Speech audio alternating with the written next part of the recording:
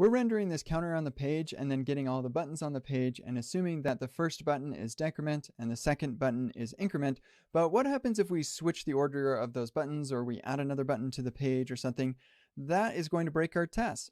If we take a step back and look at how the user is going to use this component, they're going to see this. They'll say, oh, cool, I've got a current count. I have a button that says decrement. I bet I know what that does. And a button that says increment. And so the user is actually looking at the text of these buttons. And even if the user isn't a seeing user, I want to show you something. If we inspect this and pull up our DevTools in the Elements panel, we're going to see the button decrement and button increment.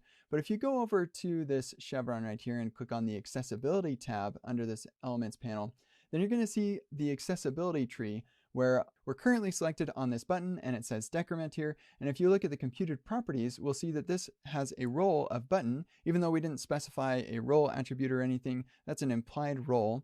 And then we also get the name right here is decrement. So this is what a screen reader is going to read to the user as they're interacting with their application if they're using a screen reader. And you can see that it's computed based off of several of these attributes, and we're getting it from the contents. And so if we want to behave just like the user, whether they're using a screen reader or if they are just using their eyes, then what we should be doing is we should say, hey, let me go find a button that has a name of decrement. And that's exactly what we're going to do over here. So screen exposes some utilities to be able to do this. So I'm going to say my increment is going to be screen get by role button, and the name will be decrement. Now the user actually doesn't care about whether this is an uppercase or a lowercase character here. So what I like to do is I like to do a regex that ignores case, because the user doesn't care about what the case is. And it looks like I assigned this to increment, so let's go ahead and assign this to decrement, and then we can make one of these for increment as well. And that takes care of our buttons. And if I save this, then you'll see that the test actually still passes. So things are working just fine. We're basically refactoring our test to make it more resilient to changes that the code base may experience over time. So now if we add another button, it doesn't really matter, because as long as the user is still able to find the decrement button by its name and the fact that it's actually a button, our test will as well. All right, so let's go ahead and find the message then. If we look at this, the user's going to find this message by saying the text current count and then a number. And so we can do the same thing here by saying our message is screen get by text, and we'll say current count. So we're going to get the element that has the text current count. That's going to be our message element. And then we no longer need that container at all, and we can just say, hey, render this to the page, and then my screen will be responsible for grabbing things on the page. And if I save that, my test continues to pass.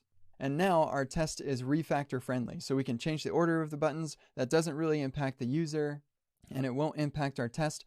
And if it did impact the user and you said, no, I really want the decrement to come before the increment, then you're going to add an explicit assertion about that. And when that fails, it'll be a lot more obvious why it's failing and what needs to be fixed to resolve that failure. So in review, what we did here is that we pulled up the app, we looked at the Elements panel and the Accessibility tab, and we were able to identify what the role and the name of each of our elements is, so that we can properly find those things on the screen using the screen utility from React Testing Library.